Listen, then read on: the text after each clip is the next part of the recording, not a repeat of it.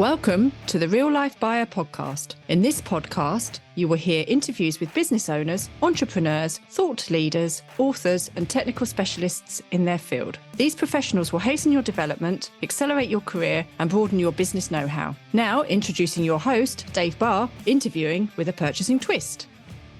Hello, and welcome to the Real Life Buyer. In this episode, I have the pleasure of discussing how to deliver carbonisation at scale with Ben Churchill, Chief Strategy Officer for Cool Planet. Ben has been with Cool Planet for over 5 years and has held his current position for 3 of those. Ben studied mechanical engineering at Loughborough University, gaining his master's in 2001. So let's not delay, let's dive in and discover lots about enterprise decarbonisation. Hello, Ben, and welcome to the podcast. Hi, David. Thank you for having me. Absolute pleasure. Really interesting topic we're going to discuss today. Certainly head of thought, shall we say, for many people, many businesses, and certainly governments as well. So perhaps before we go into the technical stuff, let's start by discovering more about yourself, perhaps your career and the background to the company Cool Planet. Yeah, great. So I joined Cool Planet, as you said in the intro there, about 5 years ago. And I'd worked with the founder, Norman Crowley, for probably 5 or 10 years before that, and various ventures. I first met him in Dubai, where I was running the largest facilities management company over there. And we collaborated on, even back in those days, energy efficiency projects. And prior to that, I was working with the now belated Carillion. So I had a career with them for up to about 2012 when I moved to the Middle East. Following running a large facilities management company there called Emerald, I left and got into the world of software. So I ran a listed company in Australia for a number of years, got a bit sick of the commute, so moved back to Dubai and then eventually joined Norman in Ireland to help build the software part of Cool Planet. So that's a bit about me. And Cool Planet, we are a decarbonisation company. So we're primarily software and then technical services, but we deal with the whole suite of decarbonisation. So we don't leave people on their own. In terms of decarbonisation, a lot of that is around doing engineering work. So we don't leave clients in the lurch. It's not here's some software, work away, good luck. It's here's some software and here's some help. Kind of joke that you wouldn't buy a finance system without finance people. Same with decarbonisation, and there's not necessarily a deep bench of expertise out there. So we can provide that to organisations and then deliver projects that are necessary to do that deep level of decarbonisation at scale. Okay. So I noticed on your website, you seem to break things down into 3 offerings in some respect. You've got the software, you've got the consultation support, the technical expertise, and the execution phase. Do you want to mention particularly anything about execution and what that means? Yeah. So what we are not about is writing a report that sits on the shelf somewhere or selling some software that everybody forgets to log in for. Actually, and people don't want to buy new software and they don't really want consultancy. What they want are a result. So we're all about the result. So execution is delivering that result. So whether it's identification and then program management and delivery of heat pumps or optimization work or whatever it is, we're all about locking in that result and locking in that result permanently. Okay. Fabulous. That's great. Thank you for explaining that. So obviously, I mentioned at the beginning, everyone is talking about sustainability, carbon capture, plenty of other environmental issues. We see lots of change on the planet, be it good or bad. And there's something that I've noticed, and I believe your website refers to, called the Corporate Sustainability Reporting Directive, or CSRD. Sounds very technical. Can you kind of explain what that is and why it's becoming increasingly important for businesses today? So it's regulation from the EU, and its purpose is to create a level playing field for reporting around sustainability, and then put that in the same level of obligation as financial reporting. So as we're all pretty familiar with, people have an obligation to report finances in a standard way so people can be compared, and there's nothing unclear about what's being presented. CSRD does that for sustainability. It creates a level playing field. It says, this is how you should report it. One of the drivers for it is to remove this idea of greenwashing and the fact that people can say something because they're doing a marketing event, but it's really not true. And it creates an obligation on an organization to report and report factually as they would about their financials. Right. So that's quite clear. But does that apply to all businesses, no matter what their size or whether they're a manufacturer or a service industry? Yeah, so it applies to businesses over a certain scale immediately, and there's an increasing level of capture of who's within the scope of that. But the reality is that everybody's in scope, because if you inevitably you interact with a business that is required to report in a certain way, therefore you're going to be asked to. And that is even true of organizations that aren't based in Europe. So if you're a US organization or an Australian organization and you do significant business in Europe, then it accounts to you. Similar way that GDPR affected everybody, it's the same idea. So it really does affect everybody. I guess particularly for small businesses, I'm thinking about your mum and pop corner shop, for example. That sounds quite a daunting task ahead, something to fear almost. Would you say it's something they should be worried about, even the very small little organizations? I don't think it's anything to be worried about. It's not necessarily going to mean that they're going to have to do really onerous reporting to a central body. But what it will mean is that they will be asked to do things by their clients. But the way I would reframe that is as an opportunity, because if you can show that you're front-footing that and that you're engaging in it, then there's more business to be got, actually. So as I see a lot of this regulation coming through, actually turned into opportunity and opportunity for value creation.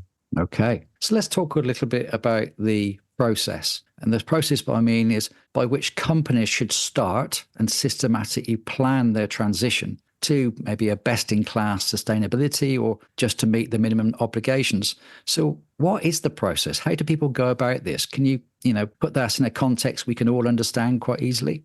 Yeah, so a lot of this is about beginning with measurement. So before you do anything, there's a case of going, where are we today? What's currently going on? So whether that's measurement of your energy consumption or where you are on a particular other part of the sustainability policy. My focus is mostly on energy, but it covers the full sustainability gambit. So it's very much understanding where you are. And the first part of that process is what they call double materiality. So what you do for a double materiality assessment is internally look at your business and work out what are the material topics of CSRD for you. Because not everything is going to be relevant, or it will be so insignificant it's you can determine it immaterial and you can focus on the big things. It's really important to focus on the things that matter. So that's the first part. And then the double materiality is the external factors. How do you affect other people? So internally and externally come together to form double materiality. And that then gives you a framework for the places to go and look and measure. Once you've done that, you can go and measure where you are today, and that becomes a baseline, a reporting baseline. And then there are other obligations over time in reporting and plans for continuous improvement, et cetera, but the starting point is double materiality and then understanding where you are from a baseline perspective. Okay. So it sounds like lots of getting data. And again, I'm thinking of small to medium-sized businesses who perhaps lack the resources, the knowledge, the competence. Can you tell us some of the things that they'll be expected to gather, some of the data things? How easy would it be to grab that? Is it all something that's very easy to measure themselves? Is it something they'll have to estimate? How do they go about that? Well, so it is, and you're absolutely correct in highlighting data as a core challenge. It absolutely is the hardest piece. So we joke that it's actually not a lack of data; it's that getting the right data from the right places at the right times the key challenge there. Now, there are certain areas where you can go and get it. So, for example, energy consumption data you can get from your utility. Ideally, you're doing some smarter stuff on that. You're doing sub-metering and understanding what's going on within your business. But at a very basic, you can go and get your energy data from your energy suppliers. Then there's other data where you can maybe have to make an estimate. So in the world of decarbonisation, we talk about the scopes of carbon. So scope 1 and 2. So scope 1 is things you burn, basically, so fuel. Scope 2 is energy you buy, and then scope 3 is what we call indirect emissions. So it could be the use of your product if you're in manufacturing, or the carbon embedded in something you buy. The reality is actually scope 3 is the largest but the hardest. So there's a lot of the big carbon footprinted in the scope 3. It's really difficult to work out what it is. So the very first thing you would do for that is to just work out what your material suppliers are. Who do you spend the most money with? And then you can go and do a very, very rough cut of what we call emissions factors to say, well, I'm spending X amount with that supplier, and that supplier in that country that of that type would have this amount of carbon per euro or pound of spend.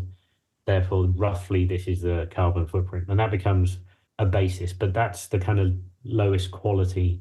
So we've looked at everything, we've taken the lowest quality version of it. And from that, you can say, well, now this supplies the most material. I'm going to get some higher quality data now. I'm going to work with that supplier and maybe get that data from that supplier. But because the supplier is going to be asked by loads of different people for this, hopefully that information will become more and more available over time. So the quality of the data that you're collecting will increase over time. But it can seem like a daunting task, but it's not about getting it completely right first time. It's about starting and then improving over time. Okay, I'm glad you mentioned the international flavour here. So I'm thinking perhaps of a very large company who might have complex supply chains. They could be buying from India to China to Vietnam, the US. When those companies have such a complex series of events happening from all different sorts of countries with different levels of competence and knowledge and skills, how are they going to try and manage firstly attaining the data and then verifying that that data is in some way accurate? Well, it's a huge challenge. Let's not misunderstand how big that challenge is, particularly large retailers or large organizations that have extraordinarily complex supply chains. But it's a solvable challenge. So first of all, this isn't just about CSRD. There's another piece of legislation within the EU called Carbon Border Adjustment Mechanism, and its sole purpose is to solve the problem of carbon being outsourced. So what was historically happening under the emissions trading scheme was where things were costly to manufacture in Europe because carbon charges were being charged. They'd just go and buy it from somewhere else. So it's what they call leakage. So the Carbon Border Adjustment Mechanism has been brought in to solve that problem. So very crudely, what it means is that as goods are imported into Europe, you have to be able to justify the carbon content. And if you can't, there's a big tariff that goes on. So what that's doing, and we have evidence of this now happening, is that suppliers who supply in Europe are starting to realize that they're going to be impacted by this. So they're getting smarter about what they do. So it's kind of a push-pull. You've got suppliers who want to market into Europe, so it becomes a differential advantage for selling in. But if you've got a complex supply chain, you're trying to encourage your suppliers to do that. Now, you can do that a little bit through competition because you may have a number of suppliers and they're competing in each other, so you can kind of drive that within them. But we're working with some retailers where they're introducing us to suppliers that they have large spends with, and we're working with the supplier measure and reduce their carbon. And the great thing about that is it's a solid business case for them. They're saving money, so there's no pushback. It's an open door. It's going to take a while to go through a very complex supply chain, but the right mechanisms are in there to drive the right behavior. Okay. There's two things that kind of jump out for me there. One is time. How long have we got to do this? And secondly is the data accuracy. How is it going to be verified by some body, government body, whoever it may be, to assess whether you're actually reporting something that is accurate or not? Because the data going in is rubbish, then it's a bit meaningless, and people could make it up just to get the numbers in. It is, but that's why we rate in what we do is we rate the quality of data that's getting. So you go right from emissions factors, very unreliable, self-certification, pretty unreliable, through to direct instrumentation, pretty reliable. So there's kind of that phase. Also, what you're starting to see, in the same way that you would have financial auditing, you have carbon auditing. So the likes of KPMG et al. Are now providing assurance services for that kind of data as well. So an organization like us might help her company collect it, visualize it, and a KPMG of the world might validate that data is real. So that's certainly happening. Talk to your first question about how long. Not very long. We've got to get on with this problem, and it's a big one.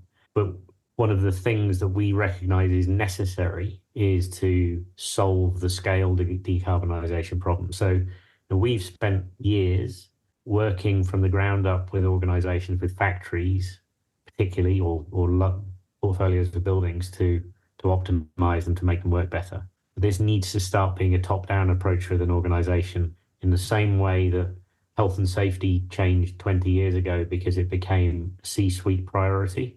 The same has to happen for carbon.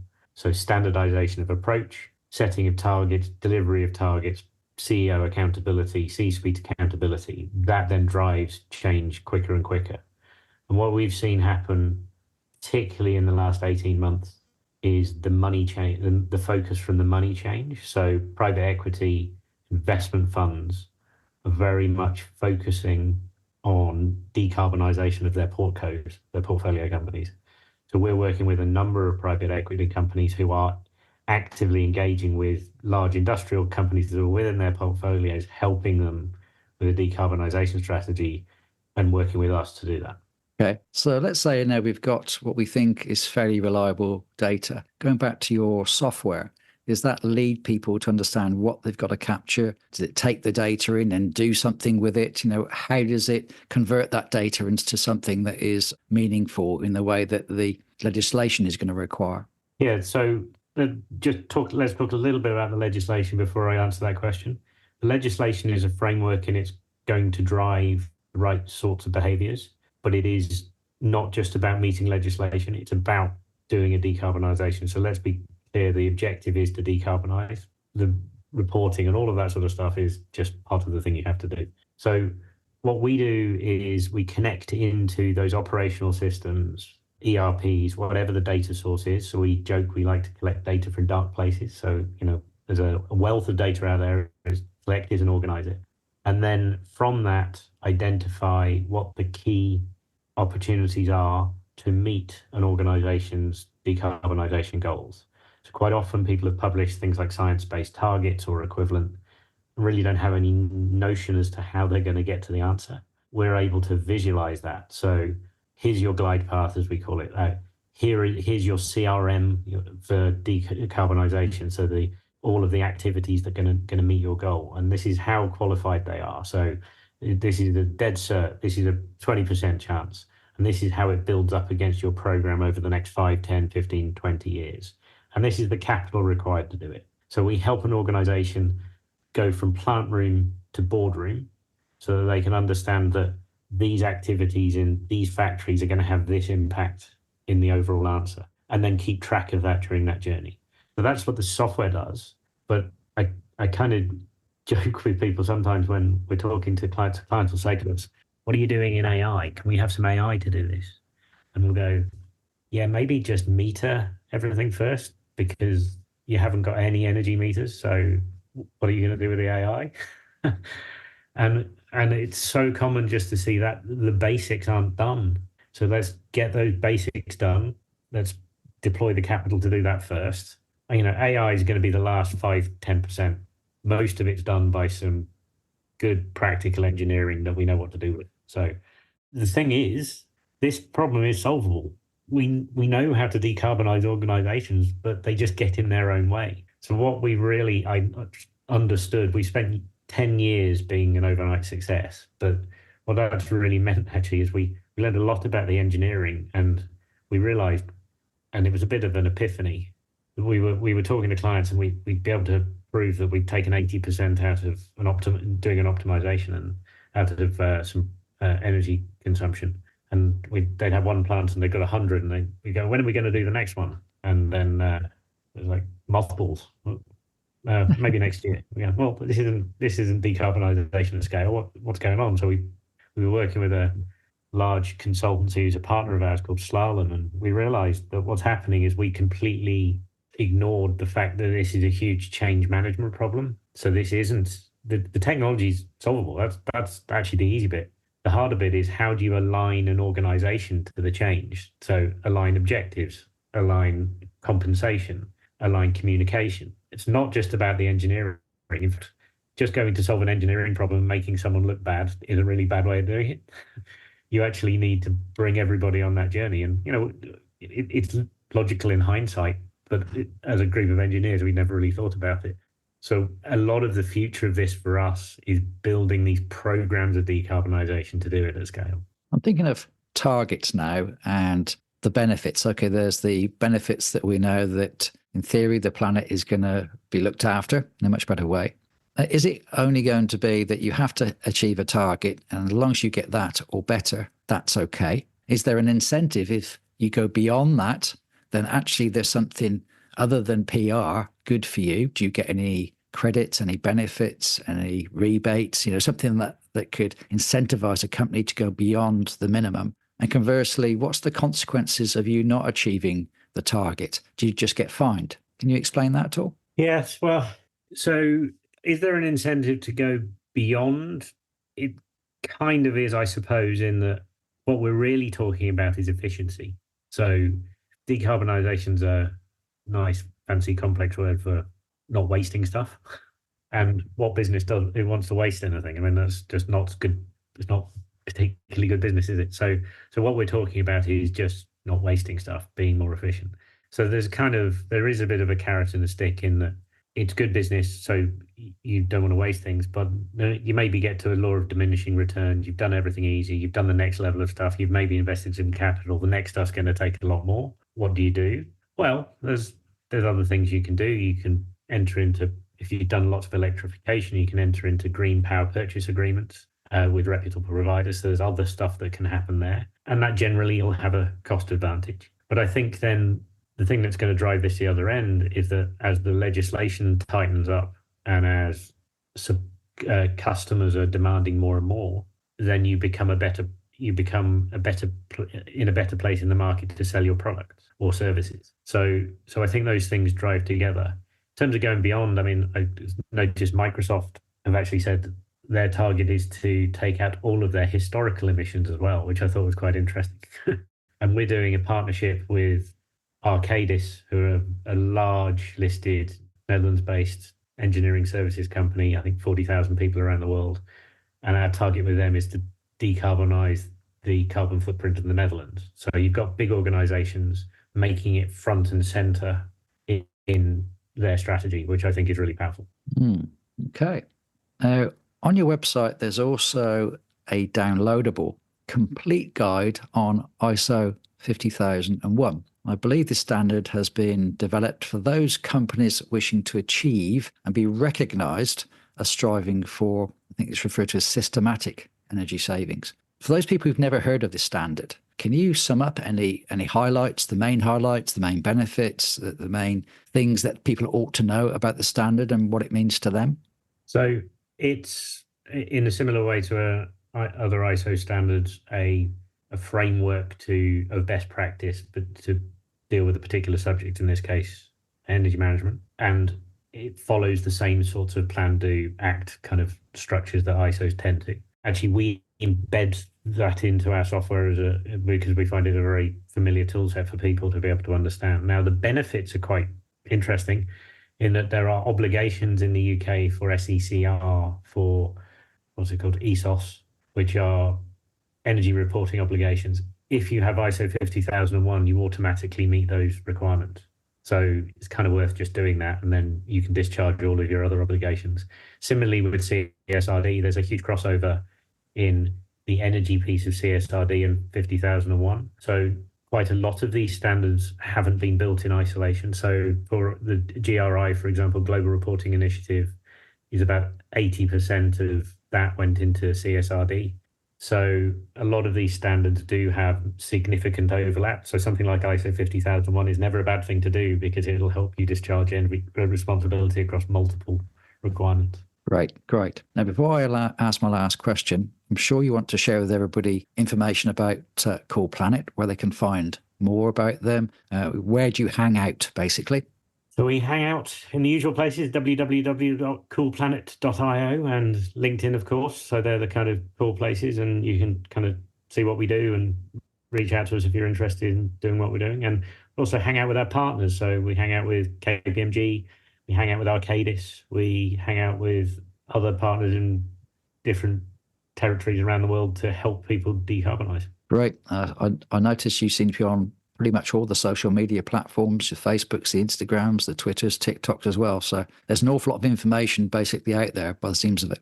Oh, there is. I don't hang on those, so I would. That's fine. Okay. Last question. So in today's business landscape, we've got investors and consumers, and they're increasingly interested in companies' sustainability efforts. It's something that's almost on the TV on a daily basis now. We've talked about the broader impact of CSRD compliance, and it clearly can enhance a company's reputation. What other things can it really drive? We're talking financial benefits, we're talking about investment benefits, and the fact it's driving lots of positive change. How would you sum up some of those things? And can you share an example of perhaps a case study or something that you've done where you can demonstrate to the audience what a fantastic opportunity they've got to work with a company like yours? What can be achieved? Oh, so there's a lot to unpack in that question. So just kind of picking those one at a time. The CSRD, certainly in the investment landscape, increasingly, as I was talking about earlier on, investment companies are putting sustainability performance as a key attribute in their investments. Not universally. There has been some pushback against that in the US, but I think where it is aligned to the idea that you're reducing waste, then it just makes good business sense. So that's a really, really important thing. And we have clients that we work with, particularly in the real estate sector, who have two problems. Is that if they don't do it, they ended up with stranded assets because consumers and businesses are only renting properties that have a certain level of efficiency. And then secondly, their cost of capital goes up if they can't prove that they're driving these changes. So the investment landscape is really, really driving a different thing. So compliance to CSRD massively has impacted or can help that. Let's not forget employees as well. So we're finding that people join our organization not because we pay the best, not because of anything other than, we're doing good. We're in the right space. People want to be part of that. We're clearly a for-profit company, but a for-profit company with a purpose. And I think what CSRD and implementation of that is, it becomes a way of signaling externally how your performance is and how much you care about it. And that becomes a really important part of hiring people. It always makes me laugh that everybody wants to be the employer of choice, because if everybody does that, nobody is. But it is a way of differentiating yourself if you do it right. And then for customers, I and being a consumer myself, it's really difficult. I was getting chatted at my wife recently because I was putting things in the recycling bin that aren't recyclable, but yet they look the same as the other things that are recyclable. And you find yourself picking through packaging and recycle that. And it goes, only recyclable in a large supermarket. And I'm not going to drive to a large supermarket to recycle that. And you go, but this is how difficult it is. So if an organization took this seriously and just said, right, we're going to make everything, either not put it in packaging at all or make everything recyclable, that would make a difference to people's lives. And I'd pay a little bit more for that. Now, not everybody would, not everybody can, so that's a problem in itself. But it's this sort of legislation that helps the end user because it sorts all of that sort of stuff out. And there's a lot to sort out. I mean, I still can't believe in this day and age I'm buying stuff from large multinational companies and big brands that I can't recycle. It's ridiculous. It's through this sort of thing that we solve that problem. And there was another part of your question I completely forgot. Yeah, I was saying a typical, or perhaps a really good wow factor case study. We've worked with somebody and the change that you've managed to deliver is really significant. I'm sure everybody likes to hear stories, and to hear something that's really motivating is always great audio. So Bulmers, Irish cider, a leading brand who had set science-based targets. They wanted to reduce their scope 1 and 2 emissions by 35%, scope 3 by 25% by 2030. So, solid ambitions. And we implemented our Cool Planet OS software into their plants. So that would be connecting into all of their systems, identifying through that where waste was, optimization opportunities. And within, I think I mentioned there earlier, within our platform, we have this idea of a decarbonisation CRM. So you can add ideas, you can qualify those ideas and run them through the process. So we did that with Bulmers and managed to get and deliver and lock in 42% saving across their business in scopes 1 and 2. So well beat their target. And that was so good that the guys have been entirely happy to film videos and publish what we've done there. And a lot of that was around delivering gas savings, electrification. There was a large rooftop solar project as part of it. So I think important message in that is that you've got some of that work is optimization and just spotting waste. Some of it is small changes, and because we've got some expertise in energy that we can deliver. Some of that then would be deploying capital effectively and understanding where you are in the capital cycle, but coming together, that's like a nearly 50% saving in energy. That's pretty significant. You scale that up across the world, you've solved a big part of the problem. Brilliant. I think some great things that you've helped to clarify for people today. From a small business right up to a big business, this isn't going to go away, that's for sure. So you can't bury your head in the sand and do a la moment, shall we say. So I think that's been really helpful for people, particularly the smaller businesses who aren't aware of their future obligations. So I'd like to thank you for sharing that today and for sharing all the good work that Cool Planet are doing for this country as well. Well, I've told David, and thank you for having me. Thanks very much. So there's another Real Life Buyer podcast. I do hope you enjoyed it and it has given you some ideas and inspiration for greater action and achievement. Don't forget to subscribe so you don't miss out on future episodes, and a 5-star review would be most appreciated. If you would like to discover more about me and what I do, take a look at www.thereallifebuyer.co.uk. Bye.